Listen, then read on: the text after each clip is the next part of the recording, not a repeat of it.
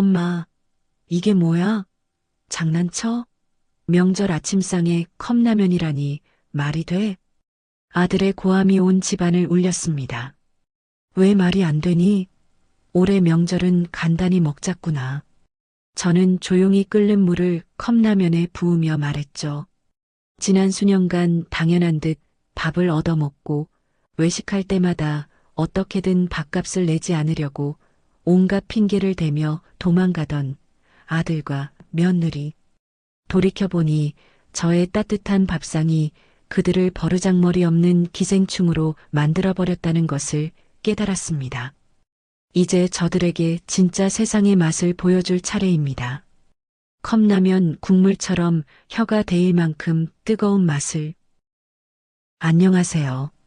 저는 손맛이 기가 막힌 72살 김순옥이라고 해요.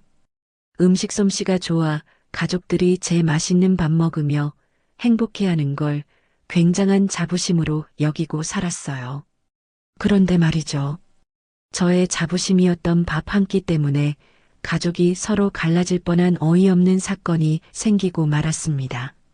그놈의 끼니가 뭔지 물고 뜯고 싸우다 간신히 저의 자리를 찾아온 돌아온 제 사연 한번 들어봐 주시겠어요? 그날은 설날 아침이었습니다. 하지만 저는 새벽부터 일어나 부엌에서 전을 부치거나 나무를 묻히지 않았습니다. 그 대신 동네 편의점에서 사온 컵라면 4개를 덩그러니 식탁 위에 올려놓았죠. 마치 경고라도 하듯 시뻘건 뚜껑이 달린 컵라면 4개가 식탁 한가운데를 떡하니 차지하고 있었습니다. 이윽고 부엌 문을 열고 들어온 남편 박춘배는 그 광경을 보고는 두 눈이 휘둥그레졌어요. 아니 여보, 이게 다 뭐야? 남편은 어리둥절한 표정으로 컵라면을 손가락으로 가리키며 물었습니다. 보면 몰라. 오늘 우리 집 명절 음식이야. 올해는 그냥 이걸로 간단하게 먹자고. 저는 아무렇지 않은 척 냉장고에서 찬 생수를 꺼내며 태연하게 대꾸했어요. 남편은 한참 동안이나 제 얼굴과 컵라면을 번갈아 쳐다보더니 이내 무거운 한숨과 함께 제 옆자리에 와서 앉았습니다. 입은 굳게 닫고 있었지만 남편의 그 깊은 눈빛은 이미 모든 상황을 다 이해하고 있다는 듯이 말하고 있었죠. 그때 현관문 열리는 소리가 경쾌하게 들려왔습니다. 엄마, 저희 왔어요. 귀에 익은 아들 성민이의 목소리였습니다. 뒤이어 며느리 지선이도 익숙하게 집 안으로 들어섰죠. 어머님, 안녕하세요. 저희 왔어요. 지선이는 명절 아침에 어색한 공기도 모른 채 그저 해맑은 목소리로 인사를 건넸습니다. 성민이와 지선이는 거실을 가로질러 곧장 식탁 앞으로 다가왔어요. 그리고 두 사람은 식탁 위를 보자마자 그 자리에 못 박힌 듯 우뚝 걸음을 멈췄습니다.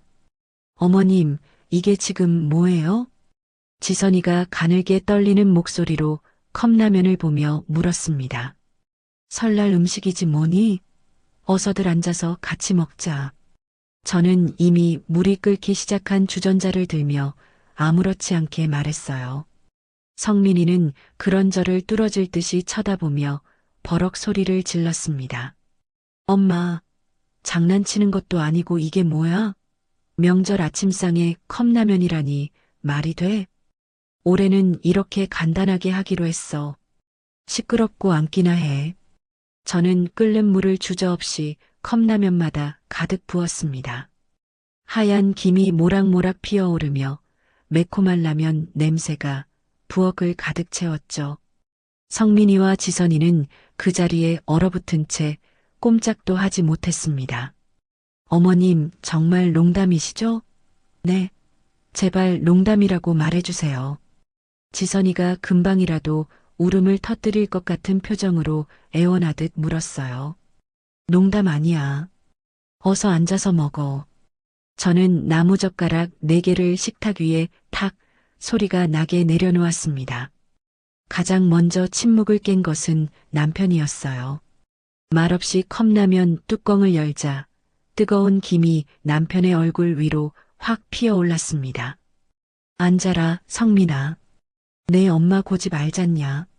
나지막한 말에 성민이는 마지못해 의자를 빼고 자리에 앉았습니다. 지선이도 그런 성민이의 눈치를 보며 마지못해 자리에 앉았죠. 텅 빈 식탁 위에는 달랑 컵라면 4개만 놓여 있었어요. 흔한 김치 한 접시나 깍두기 한 그릇조차 찾아볼 수 없었습니다. 지난 45년 결혼 생활 중 가장 조촐하고 기이한 명절 상차림이었죠. 성민이는 젓가락을 들었다 놨다 반복하며 안절부절 못했고 지선이는 고개를 푹 숙인 채 컵라면만 노려보고 있었습니다. 남편이 먼저 꾸역꾸역 면을 한 젓가락 집어 입에 넣으며 재촉했습니다. 얼른 먹어.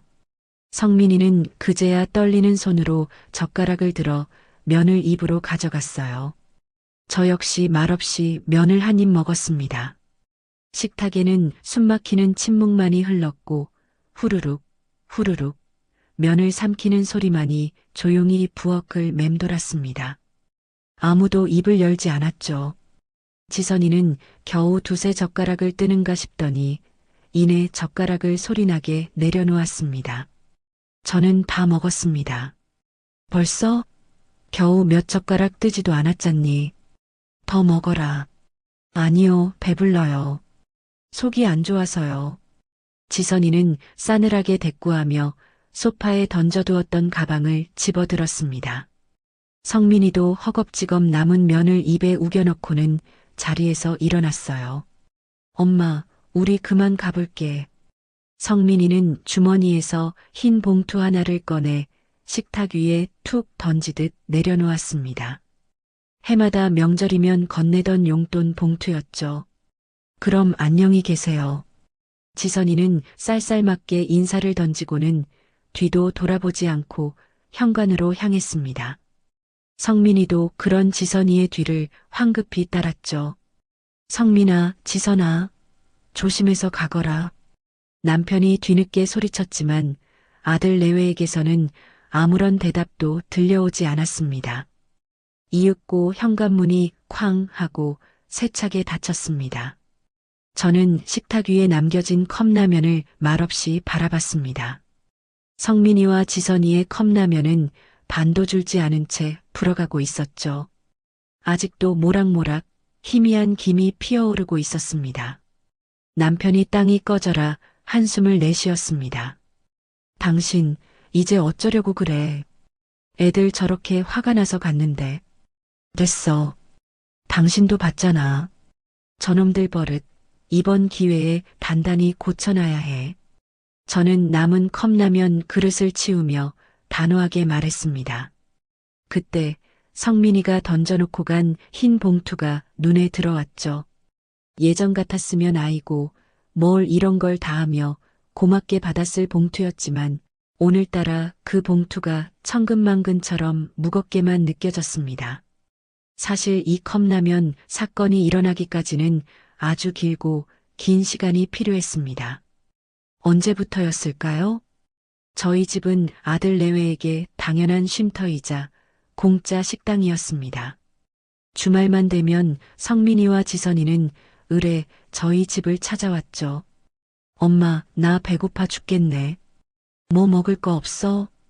성민이는 집에 들어서기가 무섭게 식탁에 앉았죠. 지선이는 들고 온 쇼핑백들을 거실 소파 위에 아무렇게나 내려놓고는 손을 툭툭 털었습니다. 어머님, 저녁 식사 준비 다 되셨어요? 응, 거의 다 됐다. 어서 손 씻고 와.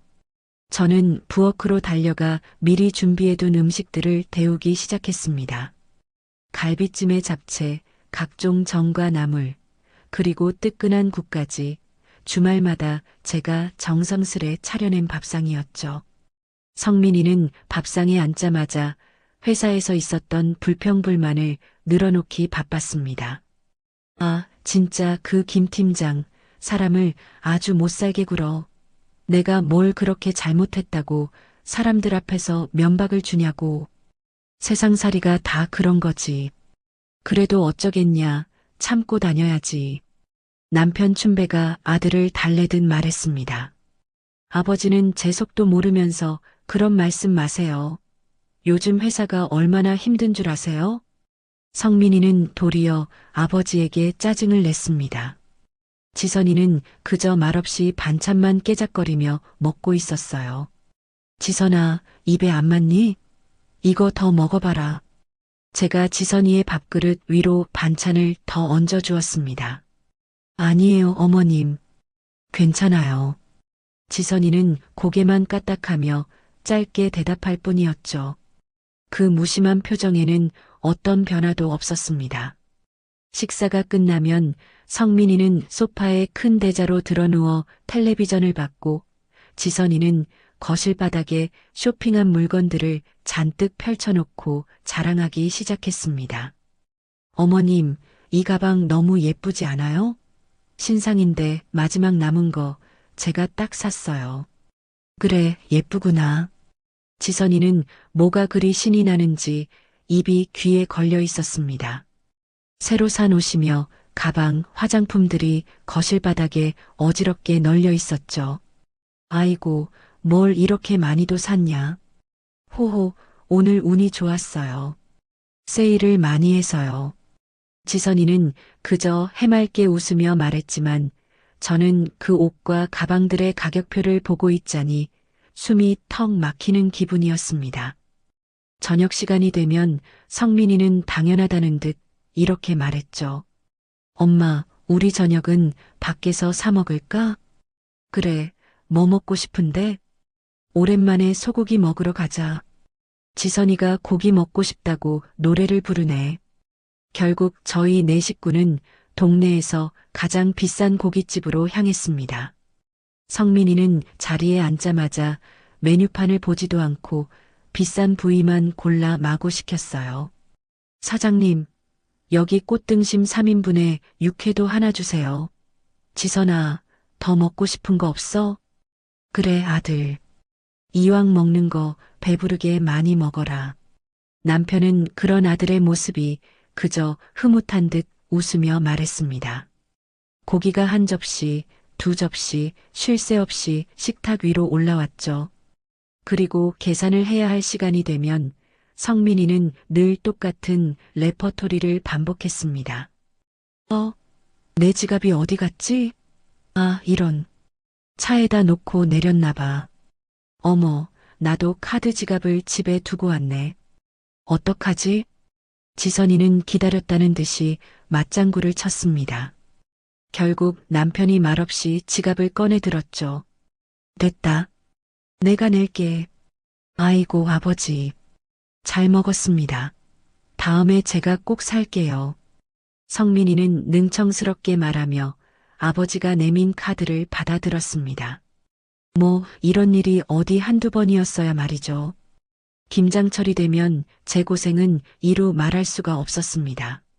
수백 포기의 배추를 절이고 산더미 같은 양념을 만들고 그걸 또 일일이 버무려 김치를 담그는 일은 허리가 끊어질 듯한 고된 노동이었죠. 성민이와 지선이는 김장을 다 끝낸 바로 다음 날에야 저희 집을 찾아왔습니다. 어머님, 김장 다 하셨어요? 아이고, 힘드셨겠다. 응, 어제 겨우 다 끝냈다. 와, 마침 잘 됐다. 저희 집 김치 다 떨어졌는데 큰 김치통으로 좀 가져가도 될까요? 지선이가 환하게 웃으며 물었습니다. 그래, 저기 있으니 가져가거라. 저는 창고에서 가장 큰 김치통 2개를 꺼내 주었습니다. 지선이는 무거운 김치통을 번쩍 들고 나갔고 저는 그 뒷모습을 멍하니 바라봤습니다. 고맙다는 말 한마디 인사말도 없었죠. 아이고, 허리는 괜찮아? 내가 와서 도와줬어야 했는데. 아들 성민이가 뒤늦게 미안한 척 물었습니다. 괜찮다, 뭘. 저는 끊어질 듯한 허리를 주무르며 아무렇지 않게 대답했습니다. 하지만 사실은 하나도 괜찮지가 않았습니다. 밤새 욱신거리는 허리 때문에 며칠간 잠을 설칠 게 뻔했거든요. 그리고 어느덧 설 연휴 전날이 되었습니다. 저는 명절 음식을 준비하기 위해 시장에 갔죠. 단골 정육점 앞에 서자 사장님이 저를 보며 혀를 찼습니다. 아이고, 순옥 씨 왔어? 명절이라 또 고기 많이 사가야겠네. 네, 사장님. 갈비 좀 좋은 걸로 주세요. 아들네 식구들 오나 보네?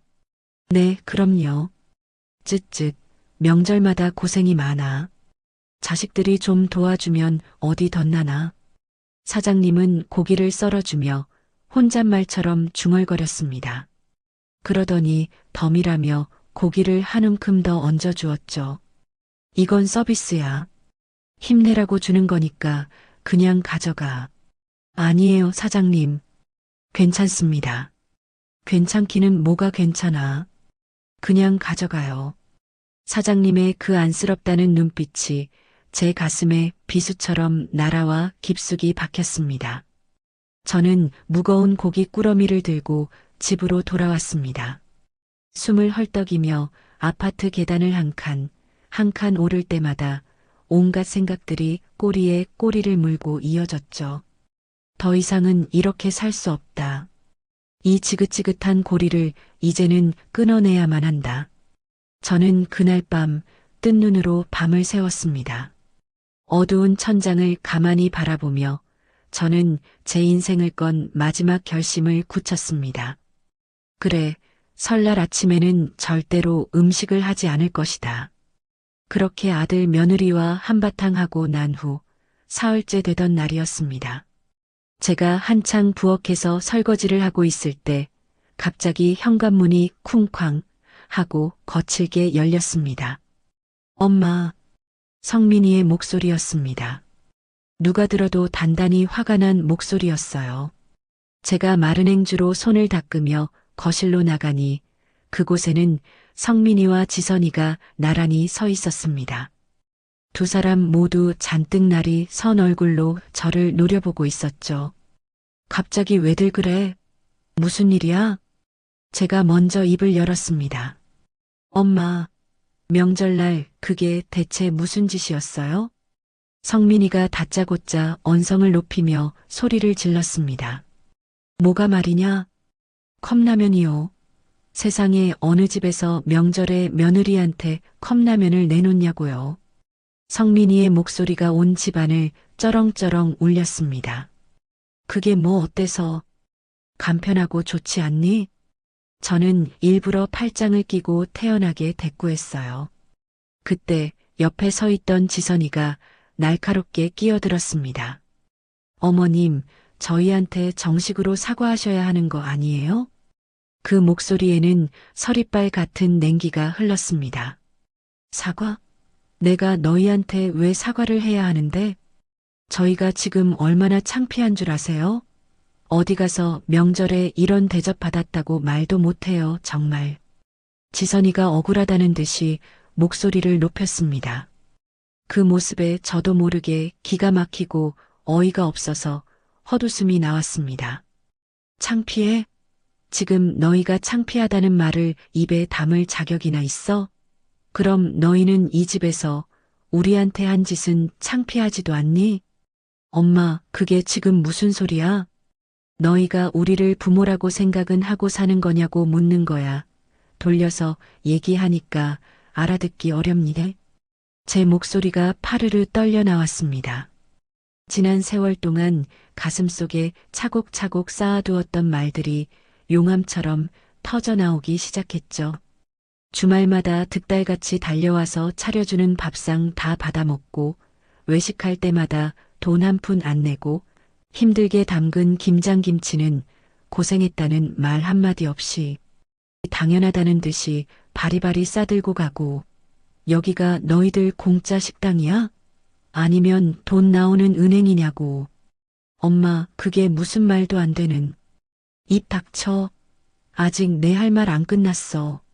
저는 성민이의 말을 매몰차게 잘라냈습니다. 김장할 때 내 허리가 끊어지도록 수고하는 건 알지도 못하지? 너희는 와서 도와주지는 못할 망정. 다 끝난 다음 날에 와서 김치통만 쏙 들고 갔지. 고맙다는 말 한마디라도 했어? 안 했잖아. 어머님이 저희한테 도와달라고 부탁이라도 하셨어요? 지선이가 눈 하나 깜짝하지 않고 쏘아붙였습니다. 뭐라고? 요즘 시대는 다들 이렇게 살아요. 부모가 자식 좀 도와주는 게 뭐 그리 대수라고 그러세요? 그게 당연한 거 아니에요? 지선이의 그 말에 저는 순간 숨이 멎는 것 같았습니다. 당연해? 그게 당연하다고? 네, 당연하죠. 제 친구들 시부모님은 집도 사주고 차도 사주던데요. 그런데 저희는 고작 밥 몇 끼 얻어먹은 게 다잖아요. 지선이는 턱을 꼿꼿이 치켜세우며 당당하게 말했습니다. 야, 지선아. 너 말이 너무 심하잖아. 성민이가 당황해서 지선이의 팔을 잡아챘어요. 왜요? 제가 틀린 말 했어요? 사실이잖아요. 지선이는 성민이의 손을 거칠게 뿌리쳤습니다. 그래, 평소에 너희는 그렇게 생각하고 살았구나. 제 목소리가 싸늘하게 식어내렸습니다. 엄마, 제발 좀 진정해. 응? 성민이가 제 팔을 잡아 끌며 달래려 했습니다. 이 손 안 놔. 저는 성민이의 손을 미친 듯이 뿌리쳤습니다. 외식할 때마다 지갑 안 가져왔다. 카드를 두고 왔다. 그게 어디 한두 번이었어야지. 우리더러 계산하게 하려고 일부러 그러는 거 내가 모를 줄 알았어? 엄마, 그건 정말 깜빡해서. 시끄러워. 이젠 네 거짓말 듣기도 싫다. 너희 백화점에서 쇼핑하고 물건 잔뜩 산 날은 꼭 우리 집에 저녁 먹으러 오더라. 왜? 돈 다 쓰고 나니 밥 사 먹긴 아깝고 배는 고프니까 우리한테 와서 얻어먹으려고 그랬던 거지. 제 목소리가 터져 나올 듯이 커졌습니다. 가슴이 터질 것처럼 답답하고 뜨거웠죠. 어머님, 지금 말씀이 너무 지나치신 거 아니에요? 지선이도 지지 않고 악을 썼습니다. 내가 지나쳐? 아니, 너희가 우리한테 한 짓이 더 지나쳐. 바로 그때 안방 문이 열리며 남편 춘배가 나왔습니다. 남편은 아무 말 없이 성민이를 그저 묵묵히 바라봤습니다. 아버지, 성민이가 구원자라도 만난 듯 남편에게 매달렸습니다. 아버지, 엄마 좀 말려주세요. 이게 대체 무슨 망신이에요? 그만해라, 성민아. 남편은 나지막하지만 단호한 목소리로 말했습니다. 네, 아버지까지 지금 엄마 편 드시는 거예요? 편이 어디 있겠니? 그냥 네 엄마 말이 다 맞다. 남편의 목소리는 흔들림 없이 단호했습니다. 아버지까지 어떻게? 성민이가 말끝을 흐리며 충격받은 표정을 지었습니다. 우리도 이제 지쳤다. 너희 눈치 보고 너희 돈 대주는 것도 이제는 그만하고 싶구나. 남편은 성민이의 어깨에 올렸던 손을 힘없이 내렸습니다. 됐어요. 더럽고 치사한 시댁, 다시는 안 올 거예요. 지선이가 버럭 소리를 질렀습니다. 그래, 오지 마라. 너희 없어도 우리 둘이서 잘 먹고 잘 살 수 있으니까. 제가 차갑게 쏘아붙였습니다. 두고 보세요. 오늘 이렇게 하신 거 반드시 후회하게 될 테니까. 지선이가 소파에 던져두었던 가방을 거칠게 집어들었습니다. 가요, 여보. 엄마. 성민이가 저를 보며 무언가 말을 하려는 듯 입을 열었습니다. 가라. 너도 네 마누라 따라가. 저는 아들을 향해 악을 썼습니다. 성민이는 입술을 잘근 깨물더니 이내 매정하게 몸을 돌렸습니다. 좋아요. 다시는 안 와요. 정말로. 성민이는 지선이를 따라 현관으로 향했습니다. 쾅! 현관문이 세차게 닫히고 순식간에 집안은 물을 끼얹은 듯 조용해졌죠. 저는 다리에 힘이 풀려 그 자리에 그만 주저앉고 말았습니다. 여보, 괜찮아? 남편이 다가와 제 어깨를 단단히 잡아주었습니다. 응. 저는 간신히 고개를 끄덕였습니다. 눈물이 왈칵 쏟아질 것 같았지만 이를 악물고 참아냈습니다. 가슴 한구석이 뻥 뚫린 것처럼 시원하면서도 다른 한편으로는 거대한 구멍이 생긴 것처럼 텅 비어버린 기분이었습니다. 그날 이후 저희 집에는 무거운 침묵만이 감돌았습니다. 그 침묵은 너무나도 깊고 서늘했죠. 남편은 마치 말을 잃어버린 사람처럼 변했습니다. 아침밥을 먹을 때도 입을 열지 않았고 저 역시 아무 말도 걸지 않았어요. 적막한 식탁 위에는 오직 숟가락 달그락거리는 소리만 들릴 뿐이었습니다. 남편은 아침 식사를 마치자마자 주섬주섬 겉옷을 챙겨 입고 밖으로 나가버렸어요. 어디가? 제가 물었습니다. 낚시. 그저 짧게 대답하고는 문을 닫고 나간 후 저녁 때가 되어도 남편은 돌아오지 않았습니다. 밤 8시가 훌쩍 넘어서야 지친 얼굴로 집에 들어왔죠. 밥은 먹었어? 응. 남편은 대꾸하는 둥 마는 둥 방으로 들어가 버렸습니다. 물고기 한 마리 잡지 못한 빈 낚싯대만이 현관 구석에 외롭게 세워져 있었죠. 다음 날도 그리고 그 다음 날도 똑같은 하루가 반복되었습니다. 춘배는 아침 일찍 집을 나섰다가 저녁 늦게야 돌아왔습니다. 저는 더 이상 아무 말도 하지 않았습니다. 저를 일부러 피하고 있다는 것을 저도 알고 있었거든요. 혹시 저를 원망하고 있는 걸까요? 제가 아들 성민이를 그렇게 모질게 내쫓았기 때문에 저는 밤마다 잠 못 이루고 천장만 바라보며 수만 가지 생각을 했습니다. 그렇게 일주일째 되던 날이었습니다. 띵동 하고 초인종 소리가 울렸습니다. 순호가 나야. 영숙이. 오랜 친구 영숙이의 목소리였습니다. 저는 황급히 현관문을 열었습니다. 영숙아, 어서 와. 얼굴이 이게 뭐야? 하도 연락이 없어 와봤더니 아주 반쪽이 됐네. 무슨 일 있어? 영숙이는 제 얼굴을 이리저리 뜯어보며 걱정스럽게 물었습니다. 아니야, 아무 일 없어. 괜찮기는 개뿔. 어서 털어놔봐. 네 얼굴에 다 쓰여 있어. 무슨 일인데 그래? 저는 결국 영숙이에게 모든 것을 털어놓았습니다. 설날의 컵라면 사건부터 성민이 내외와 크게 다툰 이야기까지 전부 다 말이죠. 영숙이는 제 이야기를 묵묵히 들어주었습니다. 이야기가 끝나자 영숙이는 제 등을 손바닥으로 탁 하고 힘껏 쳤습니다. 잘했어. 아주 잘했어. 김순옥. 정말 내가 잘한 걸까? 그럼 100번이고 1000번이고 잘한 거지. 언제까지 자식들 뒤치다꺼리만 하고 살 거야? 하지만 그래도 하나밖에 없는 자식인데. 하지만은 무슨 놈의 하지만 자식이라고 부모 속을 그렇게 썩여도 된다는 법이 어디 있어? 절대 안 되지. 순호가 이제는 너 자신을 위해서 살아.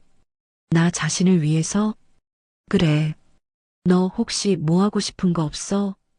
영숙이가 제 눈을 똑바로 바라보며 물었습니다. 저는 그 질문에 그만 입을 다물고 말았어요. 하고 싶은 거? 단 한 번도 진지하게 생각해 본 적이 없었습니다. 정말 없어? 글쎄, 잘 모르겠네. 너 음식 솜씨 좋잖아. 그 손맛으로 반찬 만들어서 팔아보는 건 어때? 뭐라고? 내가 반찬을 팔아? 그래.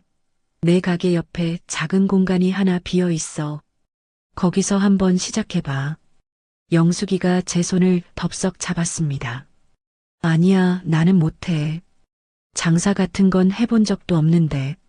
저는 질색하며 손사래를 쳤습니다. 왜 못해? 네 음식 맛있는 건 내가 보장하잖아.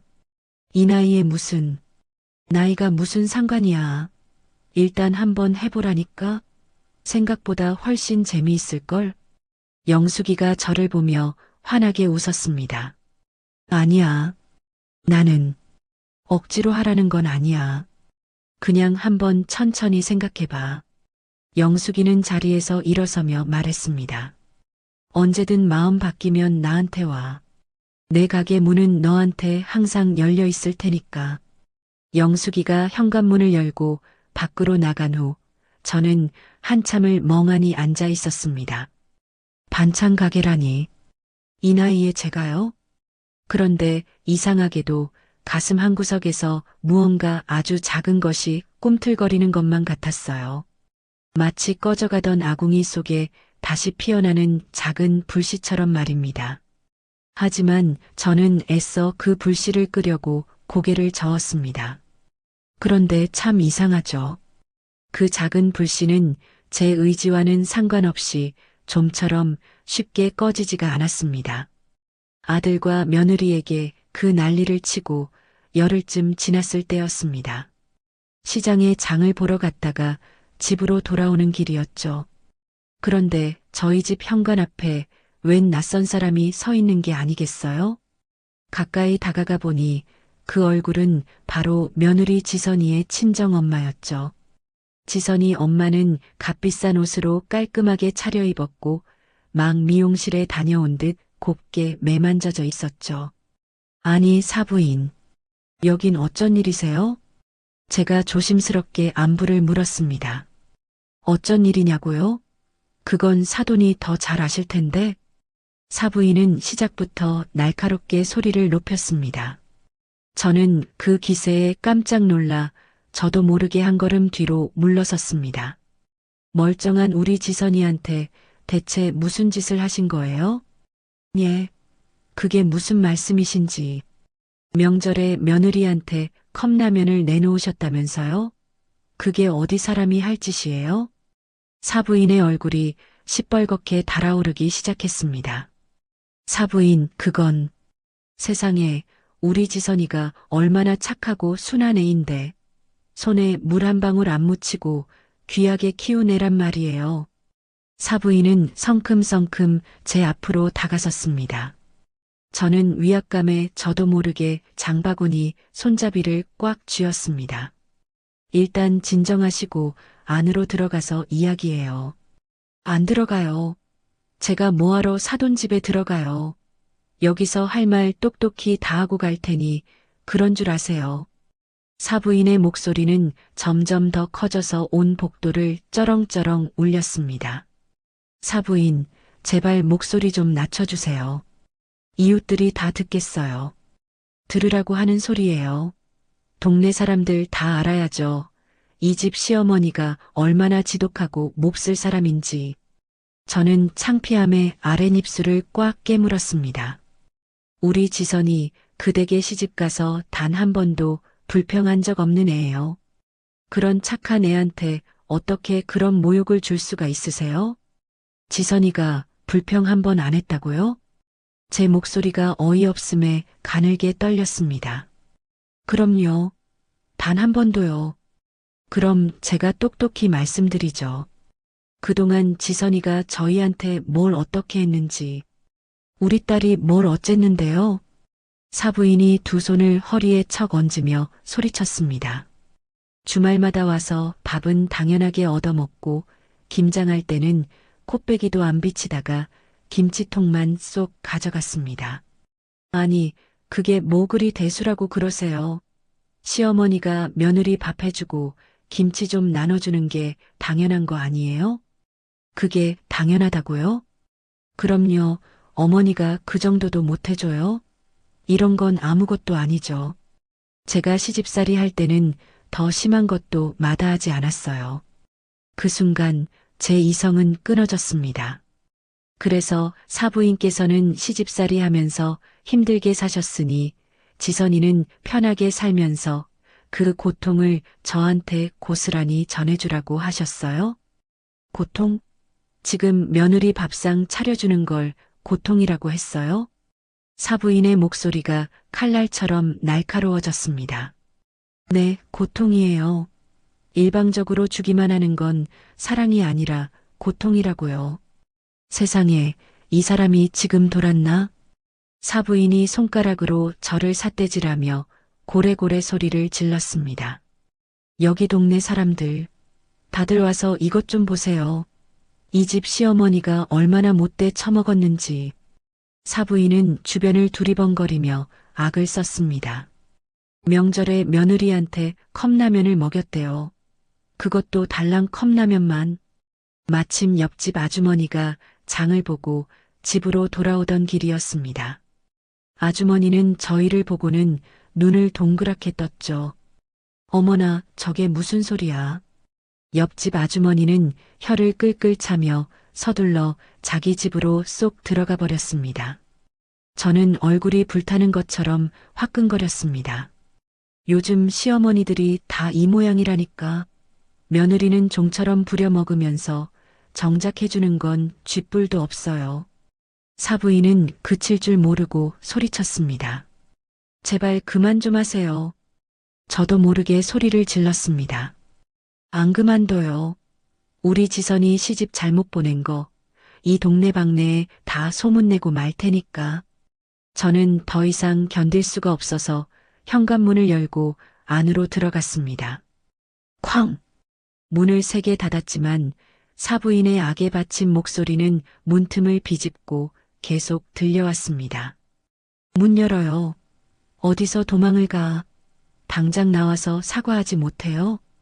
저는 문 뒤에 등을 기댄 채 서 있었습니다. 온몸이 사시나무처럼 부들부들 떨렸죠. 숨이 턱까지 차올라 제대로 쉬어지지가 않았습니다. 한참의 시간이 흐른 뒤에야 사부인의 발소리가 멀어졌습니다. 저는 그 자리에 그만 스르르 주저앉고 말았습니다. 그날 밤 저는 결국 몸져 눕고 말았습니다. 온몸이 불덩이처럼 뜨겁고 머리가 지끈거렸죠. 남편이 걱정스러운 얼굴로 제 이마에 손을 얹었습니다. 여보, 열이 펄펄 끓네. 괜찮아? 병원에 가자. 응? 아니야, 그냥 좀 쉬면 나을 거야. 남편은 말없이 부엌으로 가 물수건을 적셔와 제 이마에 얹어주고 밤새도록 제 곁을 지켰습니다. 물수건이 미지근해질 때마다 몇 번이고 다시 찬물에 적셔와 제 이마를 닦아주었어요. 여보, 미안해. 제가 힘없는 목소리로 중얼거렸습니다. 뭐가 미안해. 내가 괜히 성민이 내쫓아서 당신까지 힘들게 하고. 당신 잘못한 거 하나도 없어. 사실 나는 당신이 나를 원망하는 줄 알았어. 원망? 내가 왜 당신을? 요새 맨날 밖으로만 돌았잖아. 남편이 깊은 한숨을 내쉬었습니다. 미안해. 당신한테 뭐라고 말을 해야 할지 몰라서 그래서 당신을 피한 거야. 정말? 사실은 나도 다 알고 있었어. 남편이 어두운 천장을 바라보며 말했습니다. 성민이가 우리한테 얼마나 버릇없이 구는지, 지선이가 또 얼마나 철없이 행동하는지 알고 있었어? 응, 다 보고 있었어. 하지만 애써 모른 척했지. 남편의 목소리가 희미하게 떨렸습니다. 왜 모른 척했어? 하나밖에 없는 아들이 회사에서 죽을 힘을 다해 버티고 있잖아. 그게 마음에 걸려서 차마 모질게 대하지를 못했어. 남편이 제 손을 더욱 꽉 쥐었습니다. 하지만 당신이 설날에 컵라면 내놨을 때 솔직히 속으로는 엄청 시원했어. 정말 잘했다고 생각했어. 정말이야? 응. 당신 참 용기 있더라. 남편이 저를 보며 희미하게 미소 지었습니다. 그때 남편이 자리에서 일어나더니 낡은 서랍장을 열었습니다. 그리고 그 안에서 낡은 통장 하나를 꺼내 제게 건넸어요. 이게 뭐야? 한번 열어봐. 저는 떨리는 손으로 통장을 펼쳤습니다. 그 안에 찍힌 숫자가 눈에 들어왔죠. 자그마치 1,000만 원이 넘는 큰 금액이었습니다. 여보, 이 돈이 다 뭐야? 당신 몰래 평생 조금씩 모은 내 비상금이야. 왜 이런 돈을? 당신 평생 나 만나서 고생만 한 게 너무 미안해서. 나중에 이거 보태서 당신 이름으로 작은 가게라도 하나 차려주고 싶었어. 남편의 눈가가 어느새 붉어져 있었습니다. 여보, 제 눈에서도 뜨거운 눈물이 주르륵 흘러내렸습니다. 여보, 우리 이제 그만 자식 눈치 보고 우리 인생 살자. 남편이 제 뺨을 타고 흐르는 눈물을 다정하게 닦아주었습니다. 그래, 여보. 저희 부부는 그날 밤 아주 오랜만에 마음을 나누었습니다. 45년이라는 긴 세월을 함께 살았지만 이렇게 깊은 대화를 나눈 것은 처음이었죠. 다음 날 아침 신기하게도 열이 싹 내렸습니다. 거울을 보니 눈물 때문인지 얼굴이 퉁퉁 부어 있었지만 마음만은 깃털처럼 가벼웠습니다. 저는 서둘러 옷을 갈아입고 집을 나섰어요. 어디 가는데? 남편이 물었습니다. 잠깐 다녀올 때가 있어. 저는 망설임 없이 사부인의 집으로 향했습니다. 가슴은 여전히 두근거렸지만 발걸음만큼은 그 어느 때보다 단호했죠. 사부인의 집 앞에 서서 저는 초인종을 눌렀습니다. 누구세요? 저예요. 성민이 엄마. 잠시 후 문이 열렸습니다. 사부인은 저를 보고는 소스라치게 놀란 표정을 지었습니다. 아니, 여긴 왜 왔어요? 드릴 말씀이 있어서 왔습니다. 저는 가방에서 남편이 준 통장을 꺼내 보였습니다. 이게 뭐예요? 제 통장입니다. 제 남편이 평생을 모은 피 같은 돈이 들어있죠. 사부인이 의심스러운 눈초리로 통장을 힐끗 봤습니다. 저는 이 돈으로 제 사업을 시작할 겁니다. 사업이요? 네. 그러니까 더 이상 사부인 따님 어리광 받아줄 생각 없습니다. 신기하게도 제 목소리는 조금도 떨리지 않았습니다. 뭐라고요? 성민이도 이제부터는 저희 도움 없이 독립시킬 겁니다. 이제부터는 각자의 삶을 살 거예요. 그리고 앞으로 어제처럼 저희를 찾아와 괴롭히시면 그때는 저도 가만히 있지 않겠습니다. 법적으로 정식 대응할 겁니다. 법적으로요? 네. 명예훼손으로요. 어제 동네 사람들이 다 보는 앞에서 하신 행동, 제가 똑똑히 다 기억하고 있습니다. 사부인의 얼굴이 하얗게 굳어졌습니다. 그럼 전 이만 가보겠습니다. 저는 차갑게 몸을 돌렸습니다. 분명히 후회하실 거예요. 등 뒤에서 사부인의 악에 받친 목소리가 들려왔습니다. 우리 지선이는 자존심이 하늘을 찌르는 애예요. 한번 이렇게 돌아서면 다시는 안 돌아온다고요. 저는 걸음을 멈추지 않았습니다. 제 발걸음은 시장을 향하고 있었죠. 친구 영숙이의 과일 가게로요. 영숙아. 제가 영숙이를 불렀습니다. 어머나 순호가. 웬일이야. 근데 얼굴은 왜 그렇게 퉁퉁 부었어? 영숙이가 깜짝 놀라며 제게 다가왔습니다. 괜찮아. 그것보다 너한테 할 말이 있어서 왔어. 뭔데 그래? 지난번에 네가 나한테 한 제안 말이야. 나 받아들이려고. 정말로 할 거야? 응. 나 이제 반찬 가게 하고 싶어. 야, 김순옥. 정말 잘 생각했어. 영숙이가 제 두 손을 덥석 잡았습니다. 그래, 언제부터 시작할 건데? 할 수 있는 한 가장 빨리. 좋아. 그럼 당장 내일부터 준비하자. 영숙이가 자신의 일처럼 기뻐하며 환하게 웃었습니다. 저도 그런 영숙이를 보며 따라 웃었습니다. 아주 오랜만에 진심으로 웃는 것 같았죠. 집으로 돌아오는 발걸음은 여전히 무거웠지만 마음만은 날아갈 듯이 가벼웠습니다. 이것은 분명 새로운 시작이었습니다. 바로 제 인생의 두 번째 새로운 시작이었어요. 얼마 지나지 않아 과일 가게 한쪽 구석에 자그마한 테이블 하나가 놓였죠. 바로 제 인생의 두 번째 막을 열어줄 저의 작은 반찬 가게가 시작되는 순간이었습니다. 순호가 여기다 반찬 진열하면 아주 딱이겠다. 영숙이가 마른 행주로 테이블을 싹싹 닦으며 말했어요.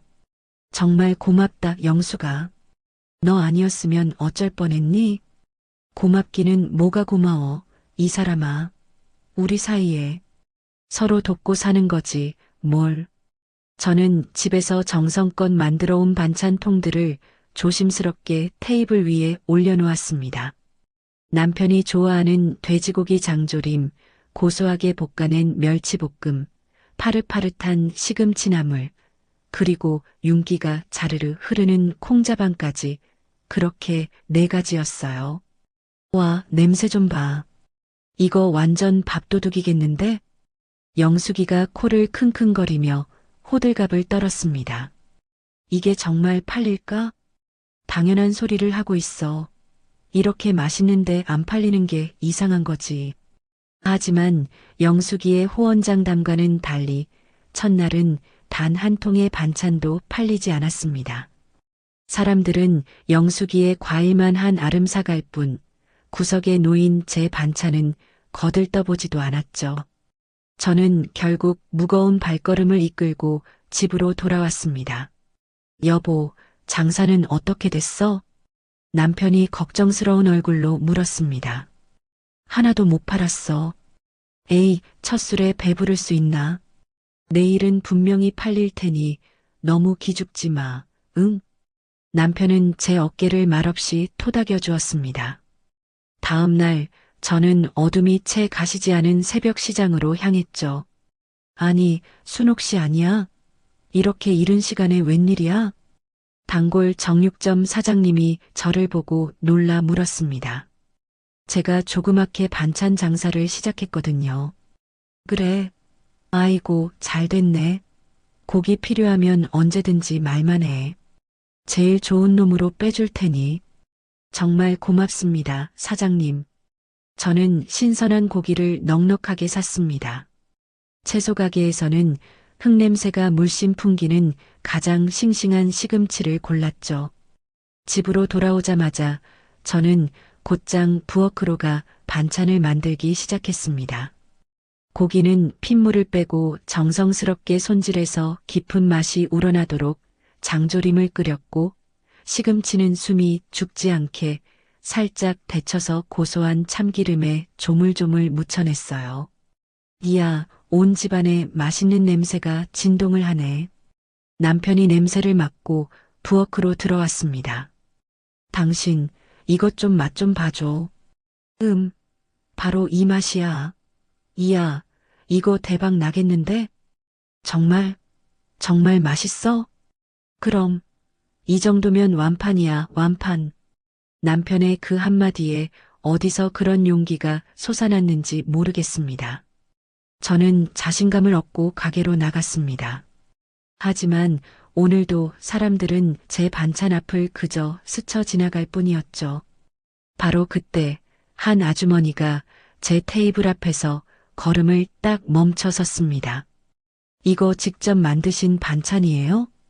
네, 아주머니. 오늘 아침에 막 만든 거예요. 얼만데요? 장조림은 5,000원이고 나물은 3,000원이에요. 그럼 장조림하고 시금치나물 하나씩만 줘봐요. 네, 금방 담아드릴게요. 저는 기쁨에 겨워 떨리는 손으로 반찬을 담아드렸습니다. 제 인생 첫 손님이었죠. 아주머니, 맛있게 드시고 다음에 또 오세요. 그래요, 맘만 있어봐요. 내가 맨날 올 테니. 아주머니가 반찬 봉지를 들고 유유히 사라졌습니다. 순호가 팔았다. 영숙이가 저보다 더 기뻐하며 엄지를 척 치켜 세웠습니다. 응, 나 드디어 팔았어. 저도 모르게 바보 같은 웃음이 터져 나왔습니다. 그날 저녁 남편이 끙끙거리며 무언가를 끌고 집으로 들어왔습니다. 낡은 자전거 뒤에 커다란 나무 상자를 달았더라고요. 여보, 이게 다 뭐야? 짜잔. 당신을 위한 내 특별 배달 수레지. 남편은 마치 어린아이처럼 어깨를 으쓱하며 자랑스럽게 말했습니다. 배달? 그럼 앞으로 주문 들어오면 이 박춘배가 직접 배달 나갈 거야. 수레 옆면에는 삐뚤빼뚤한 글씨로 쓴 팻말이 붙어 있었습니다. 춘배네 배달이라고 적혀 있었죠. 저도 모르게 눈시울이 뜨거워졌습니다. 어때? 괜찮아? 응, 너무 고마워, 여보. 남편이 제 손을 잡으며 환하게 웃었습니다. 며칠이 지나면서 손님은 아주 조금씩 늘기 시작했습니다. 영숙이에게 과일을 사러 왔던 사람들이 호기심에 제 반찬도 한두 개씩 사가기 시작한 거죠. 아줌마, 이 멸치볶음 맛있어요? 그럼요, 아가씨. 한번 맛보면 다른 집 멸치는 못 먹을걸요. 그래요? 그럼 한번 먹어볼까? 하나 주세요. 저는 이른 아침부터 밤늦게까지 쉴 틈 없이 일했습니다. 새로운 메뉴도 계속해서 개발했죠. 몸은 고되고 힘들었지만 마음만은 날아갈 듯이 즐거웠습니다. 남편은 배달이 없는 시간에는 가게 구석에 쪼그리고 앉아 마늘을 까거나 팔을 다듬어 주었습니다. 여보, 내가 할게. 당신은 좀 쉬어. 괜찮아. 나도 이렇게 같이 거들어야 마음이 편하지. 남편은 투박한 손으로 정성껏 마늘을 깠습니다. 저희 부부는 아주 오랜만에 함께 땀 흘리며 일하고 있었습니다. 같은 목표를 향해서 말이죠. 그렇게 한 달쯤 지났을 때였습니다. 젊은 여자 한 명이 가게 앞에 서서 물었습니다. 아주머니, 오늘 반찬 종류는 뭐가 있어요? 네, 오늘은 장조림, 멸치볶음, 그리고 나물 세 종류가 있어요. 그럼 그거 전부 다 주세요. 네, 전부 다요? 네, 하나씩 다 맛보고 싶어서요. 여자가 상냥하게 웃으며 말했습니다. 맛있게 드세요, 아가씨. 네, 감사합니다. 잘 먹겠습니다. 여자는 반찬 봉지를 들고 총총 걸음으로 사라졌습니다. 그리고 사흘 뒤 그 여자가 가게에 다시 나타났습니다. 어머, 또 오셨네요? 네, 반찬이 정말 너무너무 맛있었어요. 아이고, 고맙기도 해라. 저기, 실은 제가 블로거인데요. 음식 블로그를 운영하거든요. 블로그요? 네. 우리 동네 숨은 맛집을 소개하는 블로그요. 혹시 어머님 가게를 제 블로그에 소개해도 괜찮을까요? 여자가 눈을 반짝이며 물었습니다. 아이고, 그런 누추한 곳을 뭐하러. 아니에요. 정말로요. 꼭 돌아가신 저희 할머니가 해주시던 그 손맛 같았어요. 여자의 눈가가 어느새 촉촉하게 젖어 있었습니다. 그럼 사진이라도 찍으시겠어요? 네, 정말 감사합니다. 여자는 신이 나서 가게 이곳저곳을 카메라로 찍기 시작했습니다. 음식이 맛있어 보이게 반찬 사진도 여러 장 찍었죠. 감사합니다, 어머님. 제가 정말 멋지게 글 써드릴게요. 여자는 손을 흔들며 떠났습니다. 그리고 며칠 뒤 영숙이가 핸드폰을 들고 제게 달려왔습니다. 순호가, 이것 좀 봐. 대박이야. 뭔데 그렇게 호들갑이야? 니네 가게 지금 인터넷에 올라왔어. 영숙이가 제 눈앞에 핸드폰 화면을 들이밀었습니다. 시장 한 구석에서 발견한 진짜배기 할머니표 집밥이라는 제목이 선명하게 보였죠. 가게 사진과 먹음직스러운 반찬 사진들이 가득했습니다. 그리고 글 아래에는 수많은 댓글이 달려 있었어요. 여기 대체 어디예요? 당장 가보고 싶어요. 사진만 봐도 군침이 도네요. 할머니 손맛이라니 저도 빨리 맛보고 싶네요. 와, 진짜 대박이다, 대박. 영숙이가 제 등짝을 후려치며 소리쳤습니다. 바로 다음 날부터 믿을 수 없는 일이 벌어졌습니다. 저희 가게 앞에 사람들이 길게 줄을 서기 시작한 겁니다. 사장님, 여기 장조림 2인분이요. 저는 남은 거 그냥 다 주세요. 저는 정신없이 반찬을 담았습니다. 정말이지 손이 10개라도 모자랄 지경이었죠. 남편은 쉴 새 없이 배달 수레를 끌고 동네를 누볐어요. 가게로 걸려오는 주문 전화도 끊이지 않았습니다. 네, 지금 바로 배달 가능합니다. 남편의 목소리는 신이 나 있었습니다. 저는 새벽부터 밤까지 눈코 뜰 새 없이 일했습니다. 어느덧 차가운 겨울이 찾아왔습니다. 칼바람이 매섭게 불었지만 저희 가게 안은 사람들의 온기로 따뜻했죠. 저는 그날도 시장에 장을 보러 갔습니다. 아이고, 사장님 오셨네. 정육점 사장님이 저를 부르며 환하게 웃었습니다. 오늘 아주 좋은 고기가 들어왔는데 사장님 드리려고 따로 빼놨어요. 고맙습니다, 사장님. 요새 사장님 가게 때문에 우리 시장에 사람이 많아졌어요. 정말 축하드립니다. 예전에 저를 안쓰럽게 쳐다보던 그 눈빛은 온데간데 없었죠. 채소 가게로 발걸음을 옮겼습니다. 어머, 순옥이 사장님. 채소 가게 아주머니가 저를 보더니 한달음에 뛰어왔습니다. 오늘 시금치가 아주 좋은 게 들어왔는데 사장님 먼저 가져가세요. 아니에요, 괜찮습니다. 아유, 괜찮기는요. 사장님 덕분에 저희 가게 매출도 덩달아 올랐는걸요. 아주머니는 가장 싱싱한 시금치를 골라 제 장바구니에 담아주었습니다. 저는 가슴 깊은 곳에서부터 뜨거운 것이 울컥 차오르는 것을 느꼈습니다. 시장의 모든 상인이 이제 저를 인정해주고 있었습니다. 남편의 위상도 달라졌습니다. 시장의 상인들은 이제 남편을 춘배 사장님이라고 불렀습니다. 춘배 사장님, 오늘도 배달이 많으신가 봐요? 그럼요. 요즘 아주 몸이 2개라도 모자랍니다. 남편이 어깨를 으쓱하며 대답하는 모습은 참으로 늠름했습니다. 저녁이 되어 저희는 가게 문을 닫고 작은 테이블에 마주 앉았습니다. 여보, 우리 정말 잘하고 있는 거지? 그럼. 우리는 아주 잘하고 있어. 대단해. 저희는 막걸리 잔을 높이 들어 부딪혔습니다. 건배. 남편의 주름진 얼굴에 행복한 웃음이 가득했습니다. 정말이지 아주 오랜만에 느껴보는 행복이었습니다. 하지만 그 행복의 한가운데서 문득 잊고 있던 이름들이 떠올랐습니다. 성민이 그리고 지선이. 그 아이들은 지금쯤 어떻게 지내고 있을까? 밥은 제대로 챙겨 먹고 다니는 걸까? 뭘 그렇게 생각해? 남편이 물었습니다. 아니, 아무것도 아니야. 저는 애써 고개를 저었습니다. 하지만 어쩔 수 없이 마음 한구석이 시큰하게 아파왔습니다. 가게는 나날이 번창하고 있었고 저희 부부는 더할 나위 없이 행복했습니다. 하지만 아들을 향한 그리움은 겨울바람처럼 가슴을 파고들었죠. 저는 씁쓸한 마음을 달래려 막걸리를 한 모금 들이켰습니다.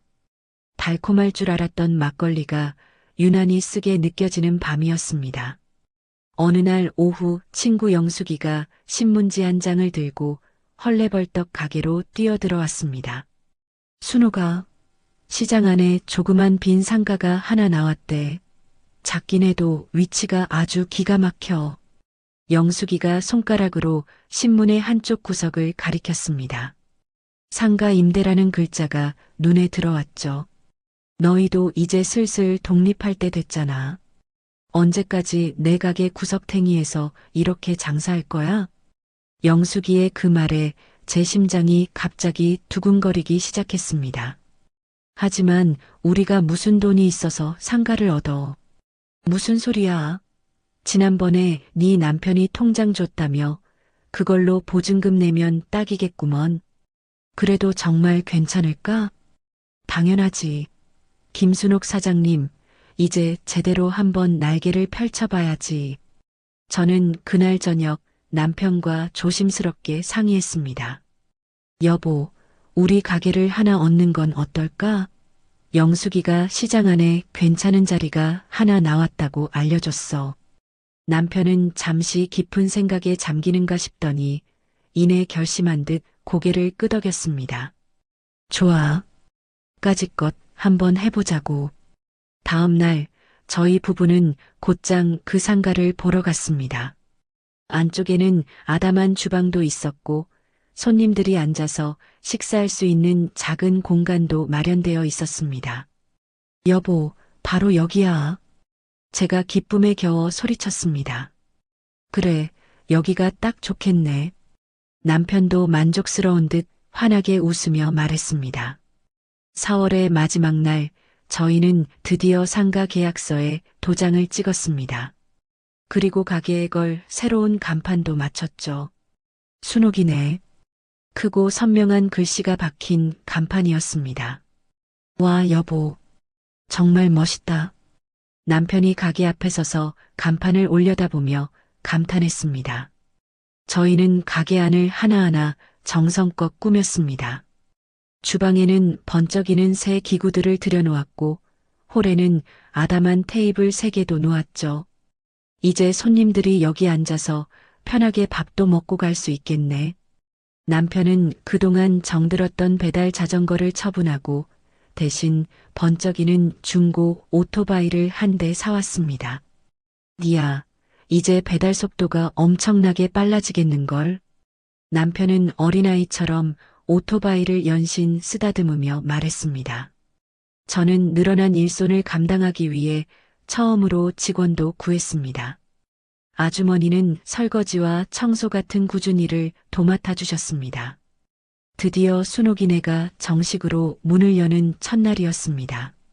저는 새벽부터 일어나 구수한 된장찌개를 한 솥 가득 끓였습니다. 진한 멸치 육수 냄새가 가게 안을 가득 채웠죠. 이야, 이게 무슨 냄새야? 엄청 구수하네. 지나가던 한 손님이 냄새에 이끌려 가게 안을 들여다봤습니다. 어서 오세요. 여기는 뭐 하는 집이에요? 맛있는 반찬이랑 따뜻한 집밥 하는 곳이에요. 그래요? 그럼 나 된장찌개 한 그릇만 줘봐요. 네, 금방 차려드릴게요. 저는 정성을 다해 끓인 따끈한 된장찌개를 뚝배기에 담았습니다. 갓 지은 쌀밥과 맛깔스러운 밑반찬도 함께 내놓았죠. 이야, 이거 진짜 맛있네. 꼭 우리 엄마가 끓여주던 그 맛이야.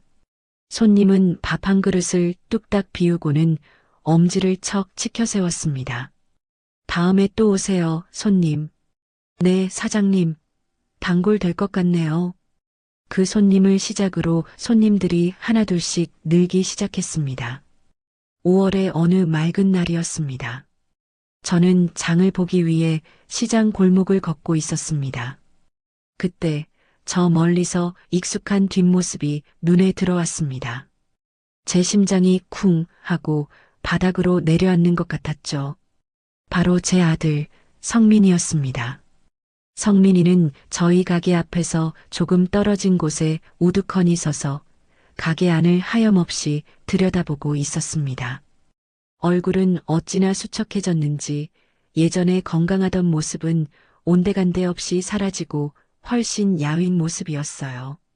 성민아. 목구멍까지 차오른 그 이름을 차마 부르지 못하고 삼켰습니다. 바로 그때 성민이가 무언가에 이끌린 듯 고개를 돌렸습니다. 그리고 저와 눈이 정면으로 마주치자 성민이는 황급히 몸을 돌렸습니다. 그리고는 도망치듯 좁은 골목 안으로 사라져버렸죠. 성민아, 아들. 저도 모르게 아들의 이름을 외쳤지만 이미 때는 늦었습니다. 성민이는 흔적도 없이 사라지고 없었죠. 가슴이 미어지는 듯한 아픔이 밀려왔습니다. 저는 집으로 돌아와 남편에게 낮에 있었던 일을 말했습니다. 여보, 나 오늘 성민이 봤어. 뭐라고? 어디서? 우리 가게 앞에서 멀찍이 서서 가게를 보고 있더라. 그래서 만나서 이야기는 해봤어? 아니, 나랑 눈이 마주치자마자 도망가 버렸어. 남편은 깊은 한숨을 내쉬었습니다. 그로부터 일주일 뒤 저는 또다시 성민이를 보았습니다. 이번에도 가게 주변을 서성거리며 안을 들여다보고 있었죠. 저는 애써 모른 척했습니다. 하지만 아들의 쓸쓸한 뒷모습을 보니 가슴이 찢어질 듯이 아팠습니다. 성민이의 그 뒷모습에는 깊은 후회와 그리움이 묻어 있었습니다. 가게는 나날이 번창하고 있고 세상의 기준으로 보면 분명 성공하고 있었죠. 하지만 성민이가 없는 이 행복은 어딘가 한 구석이 텅 빈 불완전한 행복이었습니다. 무더운 여름이 찾아왔습니다. 어느 날 기자라는 사람이 저희 가게를 찾아왔습니다. 안녕하세요, 사장님. 저는 지역신문 기자입니다. 혹시 잠시 인터뷰 좀 할 수 있을까요? 저희를요? 저희 같은 사람을 뭐하러? 에이, 사장님 요즘 이 시장에서 소문이 자자하시잖아요. 60대 부부가 맨손으로 시작해서 대박낸 반찬 가게라고요. 아, 네. 저는 얼떨결에 기자의 질문에 조심스럽게 답하기 시작했습니다. 사장님께서는 어떻게 이 가게를 시작하게 되셨나요? 작년 설날이요. 컵라면 4개로 모든 게 시작됐죠. 컵라면이요? 저는 그동안 있었던 모든 이야기를 기자에게 담담하게 들려주었습니다. 며칠 뒤 저희 이야기가 실린 신문이 나왔습니다. 황혼의 비로소 피어난 꿈, 시장 반찬 가게, 노부부의 눈물과 성공 이야기라는 제목이었죠. 가게 앞에서 남편과 함께 활짝 웃고 있는 저희의 사진도 대문짝만하게 실렸습니다. 와, 순옥이 성공했네. 신문에도 나오고. 영숙이가 신문을 들고 가게로 뛰어들어왔습니다. 한 면을 다 장식했잖아. 최고다, 최고. 신문에 실린 저희 부부의 모습을 보니 기분이 참으로 이상했습니다. 평생을 평범하게 살아온 제가 신문에 나올 줄은 꿈에도 몰랐으니까요. 신문이 나간 뒤로 가게에는 손님들이 더욱 많이 찾아왔습니다. 사장님, 신문 보고 일부러 찾아왔어요. 저도요. 정말 대단하세요. 가게는 그야말로 문전성시를 이루었죠. 그러던 어느 날 아침, 여느 때처럼 가게 문을 열려고 하는데 맞은편 가게 빈터가 유난히 시끄러웠습니다. 망치질 소리와 기계음이 요란하게 울려 퍼졌죠. 여보, 저긴 무슨 공사를 저렇게 요란하게 한대? 남편이 눈살을 찌푸리며 물었습니다. 글쎄, 며칠 전부터 뚝딱거리는 것 같던데 뭐가 들어오려나 보네. 그리고 며칠 뒤 길고 시끄럽던 공사가 드디어 끝난 후 번쩍이는 새간판이 걸렸죠. 프레시 반찬 마켓. 이름만 들어도 알만한 대기업에서 운영하는 프랜차이즈 가게였습니다. 저런 게 들어오다니. 남편이 깊은 한숨을 내쉬었습니다. 새로 문을 연가게 하는 눈이 부실 정도로 깔끔했습니다. 새하얀 타일 바닥에 병원처럼 밝은 조명이 쉴 새 없이 번쩍였죠. 비좁고 낡은 저희 가게와는 도무지 비교가 되질 않았습니다. 오픈 기념 파격 할인. 오늘 단 하루 모든 반찬 20% 할인합니다. 깔끔한 유니폼을 입은 젊은 직원이 목청껏 외치며 전단지를 돌렸습니다. 시장을 오가던 사람들의 발길이 순식간에 그 가게로 전부 몰려갔습니다. 어머, 저기 오늘만 20%나 싸게 판대. 정말? 그럼 오늘 반찬은 저기서 사야겠네. 저는 그 모습을 보며 심장이 쿵 하고 내려앉는 것만 같았습니다. 불안한 예감은 틀리지 않았죠. 그날부터 저희 가게를 찾는 손님들의 발길이 뚝 끊기기 시작했습니다. 점심시간이 되어도 텅 빈 테이블이 더 많았고 저녁이 되면 팔리지 않은 반찬들이 수북하게 남았습니다. 예전에는 없어서 못 팔 지경이었는데 말이죠. 사장님, 요새 손님이 너무 많이 줄었네요. 큰일이에요. 저희 가게에서 일해주시던 아주머니가 걱정스러운 얼굴로 물었습니다. 그러게 말이에요. 저는 애써 쓴웃음을 지어 보였습니다. 오늘도 이게 다 뭐야? 이렇게 많이 남아서 어떡한데? 남편이 팔리지 않은 반찬들을 보며 깊은 시름에 잠겼습니다. 그러게, 내일은 또 새로 만들어야 하는데. 제 입에서는 한숨만 터져 나왔습니다. 남편은 그날부터 낡은 오토바이를 타고 온 동네를 돌아다녔습니다. 여기저기 전봇대에 직접 만든 전단지를 붙이며 가게를 홍보했죠. 순옥이네 반찬 가게. 맛 하나는 끝내줍니다. 하지만 한번 돌아선 사람들의 마음을 되돌리기에는 역부족이었습니다. 사람들은 더 깨끗하고 더 저렴한 새 프랜차이즈 가게로만 향했죠. 괜찮아. 우리는 맛으로 승부하면 돼. 저는 스스로를 그렇게 다독이며 마음을 다잡았습니다. 그 전보다 몇 배는 더 정성을 쏟아 반찬을 만들었고 잠을 줄여가며 새벽 시장에서 가장 신선한 재료들만 골라왔습니다. 하지만 손님은 좀처럼 늘지 않았습니다. 그렇게 일주일이 지나고 2주일이 지나고 어느덧 한 달이라는 시간이 흘렀습니다. 가게 매출은 계속해서 곤두박질 쳤죠. 저는 며칠을 고민한 끝에 함께 일하던 아주머니를 조용히 불렀습니다. 정말 죄송한데 당분간만 좀 쉬어주셔야 할 것 같아요. 그 말을 듣는 순간 아주머니의 얼굴이 딱딱하게 굳었습니다. 네, 그게 무슨 말씀이세요, 사장님? 요새 가게 사정이 너무 안 좋아서요. 아주머니 월급을 감당하기가 쉽지 않네요. 제가 정말 면목이 없습니다. 제 목소리가 죄책감에 심하게 떨렸습니다. 네, 무슨 말씀이신지 알겠습니다. 아주머니는 애써 담담한 척 고개를 숙였습니다. 정말 죄송해요, 아주머니. 아니에요, 사장님. 사장님이야말로 얼마나 힘드시겠어요. 아주머니는 그렇게 자신의 짐을 챙겨 가게를 나갔습니다. 저는 그 자리에 그만 주저앉고 싶었지만 이를 악물고 참았습니다. 이제 이 가게는 남편과 저 단둘이서 꾸려나가야만 했습니다. 남편의 얼굴은 날이 갈수록 지쳐 보였죠. 여보, 당신 괜찮아? 제가 걱정되어 물었습니다. 응, 나야 괜찮지.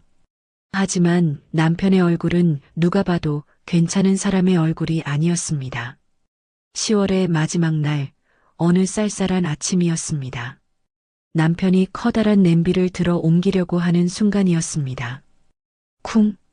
남편이 냄비를 떨어뜨리며 가슴을 움켜쥔 채 그대로 바닥으로 쓰러졌습니다.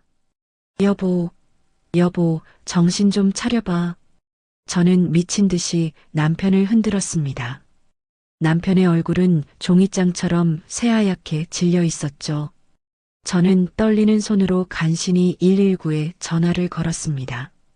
얼마 지나지 않아 요란한 사이렌 소리와 함께 구급차가 도착했습니다. 남편은 들것에 실려 구급차 안으로 옮겨졌죠. 병원으로 가는 내내 저는 싸늘하게 식어가는 남편의 손을 붙잡고 있었습니다. 제발 우리 남편 좀 살려주세요. 저는 애타는 마음으로 기도하고 또 기도했습니다. 병원에 도착하자마자 의사들이 남편을 응급실 안으로 급하게 데려갔습니다. 얼마나 지났을까 응급실 문이 열리며 의사가 나왔습니다. 박춘배 씨 보호자분 되십니까? 네, 제가 아내예요. 우리 남편 괜찮은 건가요? 협심증 발작입니다. 과로와 스트레스가 원인인 것 같군요. 심각한 건가요? 앞으로 당분간은 절대적인 안정이 필요합니다. 최소 2~3달은 절대로 무리하시면 안 됩니다. 2~3달이나요? 그 말을 듣는 순간 제 다리에 힘이 쭉 풀렸습니다. 지금은 약물 치료로 안정을 되찾으셨으니 너무 걱정하지 마십시오. 하지만 앞으로도 계속 무리하시면 정말 위험할 수 있습니다. 의사는 차트를 넘기며 말했습니다. 남편은 차가운 침대 위에 하얗게 질린 얼굴로 누워 있었습니다. 여보, 저는 남편의 손을 조심스럽게 잡았습니다. 그제야 남편이 희미하게 눈을 떴습니다. 미안해, 여보. 남편이 아주 작은 목소리로 말했습니다. 바보같이 무슨 소리야. 당신이 뭐가 미안해. 우리 가게는 어떻게? 가게 걱정은 하지 마. 지금은 당신 건강이 먼저야. 저는 애써 눈물을 삼켰습니다. 하지만 마음속으로는 이미 모든 것이 무너져 내리고 있었습니다. 당장 가게는 어떻게 해야 하지? 남편의 병원비는 또 어떻게 감당해야 하나?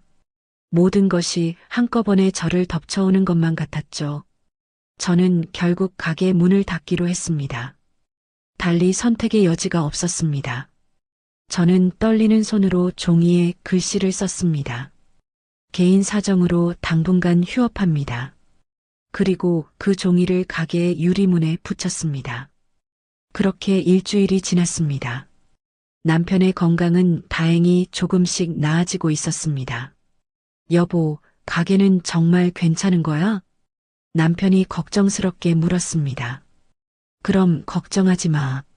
다 괜찮으니까 당신은 몸조리나 잘해. 저는 또다시 거짓말을 했습니다. 사실은 하나도 괜찮지가 않았습니다. 저희 가게는 굳게 닫혀 있었고 맞은편 프랜차이즈 가게는 여전히 손님들로 북적이고 있었으니까요. 어느 날 오후 저는 밀린 우편물을 정리하기 위해 잠시 가게에 들렀습니다. 그런데 가게 문을 열려던 순간 무언가를 발견하고는 그대로 멈춰 섰습니다. 가게의 커다란 유리창에 형형색색의 포스트잇이 가득 붙어 있었습니다. 사장님, 힘내세요. 저희가 기다릴게요. 순옥인의 장조림 없으면 우리 아들이 밥을 안 먹어요. 얼른 돌아오세요. 프랜차이즈 반찬은 사장님 반찬 맛 절대 못 따라와요. 사장님 반찬이 최고예요. 그것은 저희 가게를 찾아주셨던 손님들이 남기고 간 응원의 메시지였습니다. 저는 그 포스트잇을 하나하나 천천히 읽어 내려갔습니다. 뜨거운 눈물이 쉴 새 없이 흘러내렸죠. 손님들이 저희를 잊지 않고 기억해주고 있었습니다. 저는 그동안 반찬만 팔았던 것이 아니었습니다. 사람들의 따뜻한 마음을 얻었던 것이죠. 하지만 그 기쁨도 잠시였습니다. 남편은 앞으로 두세 달은 더 쉬어야만 하는데 과연 제 혼자의 힘으로 이 가게를 다시 열 수 있을까요? 어깨 위로 천근만근의 무게가 저를 짓누르는 것 같았죠. 평생의 꿈이었던 이 가게를 이대로 포기해야만 하는 걸까요? 병원으로 돌아가는 제 발걸음은 그 어느 때보다 무거웠습니다. 결국 답답한 마음에 병실에 들어가지 못하고 차가운 복도를 정처 없이 걷고 있었습니다. 그런데 저희 병실 문 앞에 누군가 서성이고 있는 게 아니겠어요? 가까이 다가가 보니 그 뒷모습이 너무나도 낯익었습니다. 바로 제 하나뿐인 아들, 성민이었습니다. 성민아, 제가 가늘게 떨리는 목소리로 아들의 이름을 부르자 성민이가 화들짝 놀라며 돌아봤습니다. 마지막으로 봤을 때보다 훨씬 더 수척해진 얼굴이었죠. 엄마. 성민이의 목소리 또한 저처럼 심하게 떨리고 있었습니다. 아버지는 좀 어떠세요? 협심증이래. 두세 달 쉬어야 한대. 전부 제 잘못이에요. 저 때문에 아버지가. 성민이는 죄인처럼 고개를 푹 숙였습니다. 어서 들어가 봐. 아버지가 너를 얼마나 보고 싶어 했는데. 저는 말없이 병실 문을 열어주었습니다. 성민이는 한참을 망설이다가 이내 조심스러운 발걸음으로 병실 안으로 들어갔습니다. 아버지. 아들의 목소리에 아버지는 감고 있던 눈을 힘들게 떴습니다. 우리 아들 왔구나. 아버지, 죄송해요.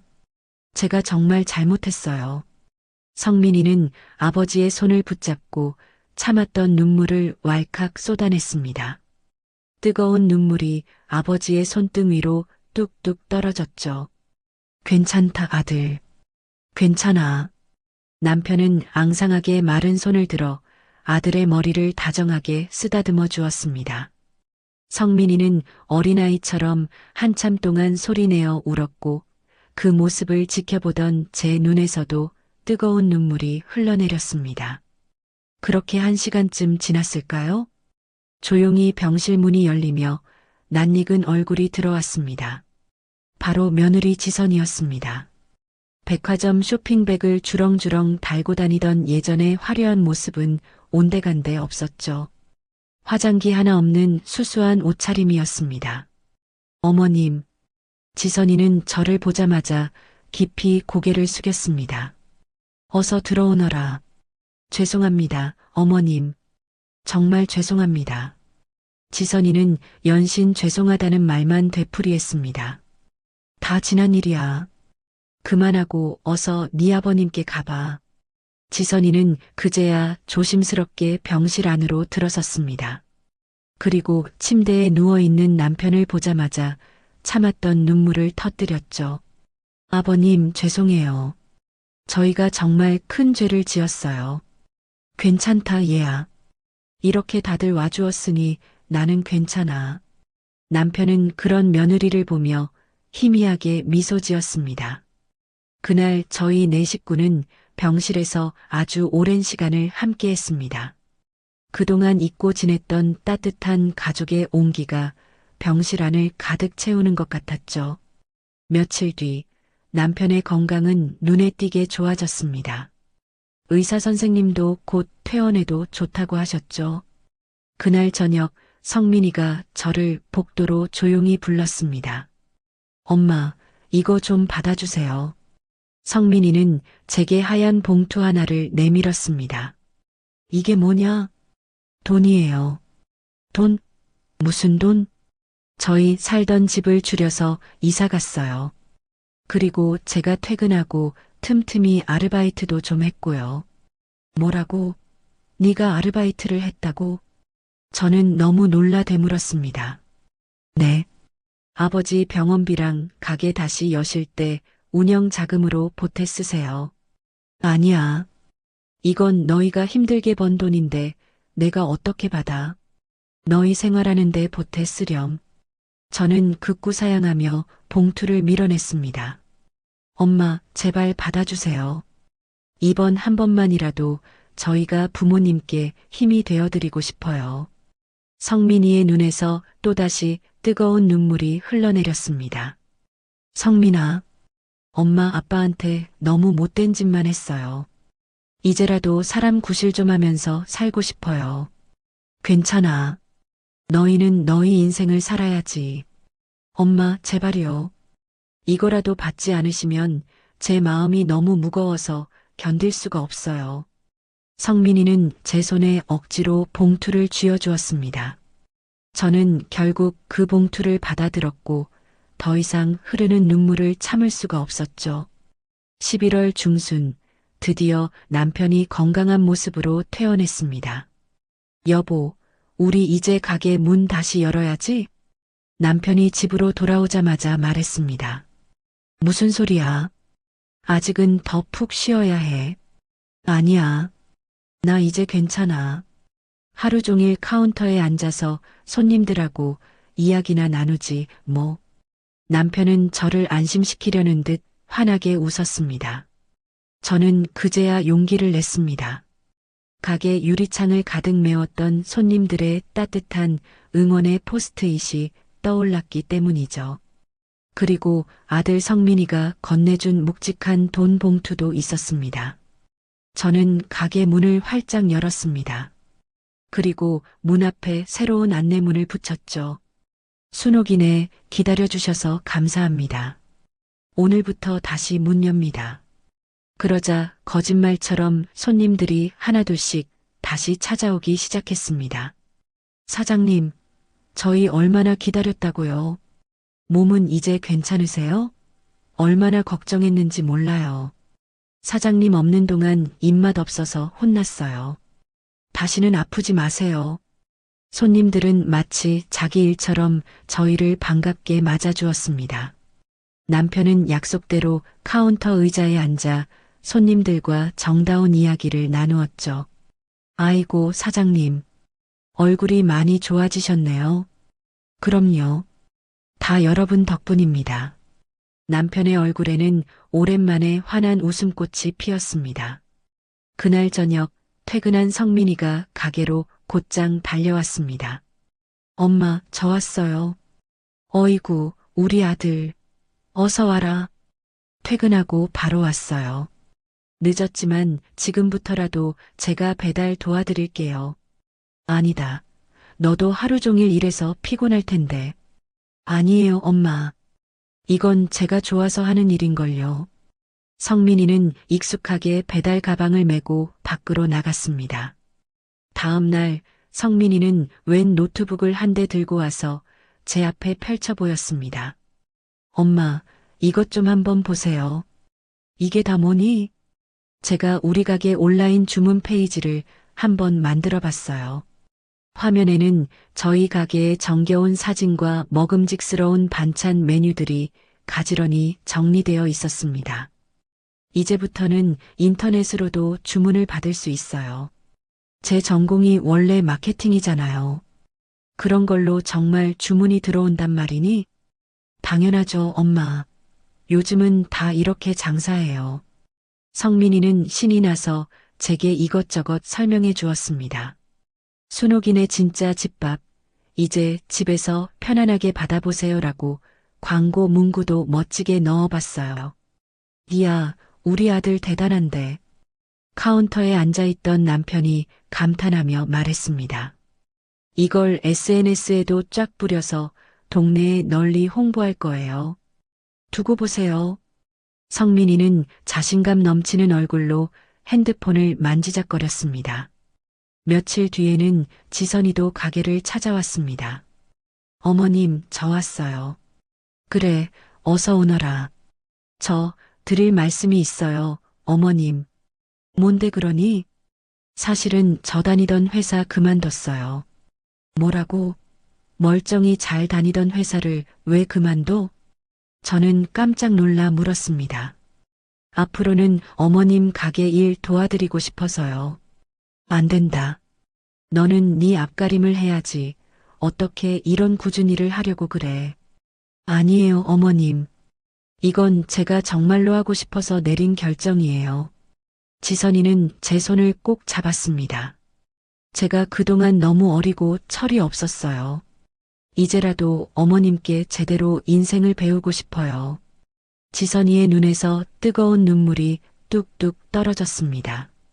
지선아, 어머님, 제발 저한테도 기회를 한번 주세요. 네. 저는 그런 지선이를 말없이 꼭 안아주었습니다. 그래, 우리 한번 같이 해보자. 정말 고맙습니다, 어머님. 지선이는 제 품에 안겨 한참 동안 어린아이처럼 울었습니다. 12월이 되자 거리에는 반짝이는 크리스마스 트리가 켜졌습니다. 그리고 기적처럼 저희 가게에 첫 온라인 주문이 들어오기 시작했죠. 엄마, 주문 들어왔어요. 성민이가 흥분해서 소리쳤습니다. 정말? 진짜로 주문이 들어왔다고? 네. 돼지고기 장조림 5개에 멸치볶음 3개요. 세상에 대박이다. 저는 기쁨에 겨워 저도 모르게 소리를 질렀습니다. 다음 날도 그리고 그 다음 날도 쉴 새 없이 주문이 들어왔습니다. 지선이는 누구보다 아침 일찍 가게에 출근해서 주문을 확인하고 정성껏 반찬을 포장했습니다. 어머님, 이렇게 포장하면 되는 거 맞아요? 응, 아주 잘했다. 꼼꼼하게 잘했네. 휴, 다행이다. 지선이는 안도의 한숨을 내쉬었습니다. 처음에는 모든 것이 서툴고 어색했죠. 하지만 지선이는 결코 포기하지 않았습니다. 모르는 것이 있으면 물어보고 열심히 배우려 했어요. 어머님, 맛이 좀 어때요? 이렇게 하는 거 맞아요? 응, 간이 아주 딱 맞네. 솜씨가 많이 늘었어. 정말요? 헤헤. 지선이는 칭찬 한마디에 어린아이처럼 환하게 웃었습니다. 성민이는 퇴근 후 밤늦게까지 오토바이를 타고 배달을 다녔습니다. 고객님, 주문하신 맛있는 반찬입니다. 아이고, 이렇게 늦은 시간까지 고생이 많으시네요. 맛있게 드시고 다음에 또 이용해 주세요. 솔직한 피드백도 꼭 부탁드립니다. 성민이는 90도로 허리를 숙여 정중하게 인사했습니다. 손님들의 반응은 폭발적이었습니다. 반찬이 정말 너무 맛있어요. 엄마가 해주신 것 같아요. 배송도 빠르고 사장님, 아드님도 너무 친절하시네요. 다음에도 꼭 주문할게요. 성민이는 손님들의 칭찬을 하나하나 메모지에 적어와 제게 보여주었습니다. 엄마, 오늘 손님들이 이렇게 말씀해 주셨어요. 그래. 아이고, 정말 고맙다, 아들아. 내일은 신메뉴도 개발해서 온라인에 한번 올려볼게요. 성민이는 지친 기색도 없이 신이 나서 말했습니다. 남편은 하루 종일 가게 카운터에 앉아 손님들과 정다운 이야기를 나누었죠. 사장님, 요새 얼굴이 아주 환해지셨어요. 그럼요. 다 여러분 덕분입니다. 아드님이 그렇게 든든하게 도와주시니 얼마나 좋으세요. 허허, 말도 마십시오.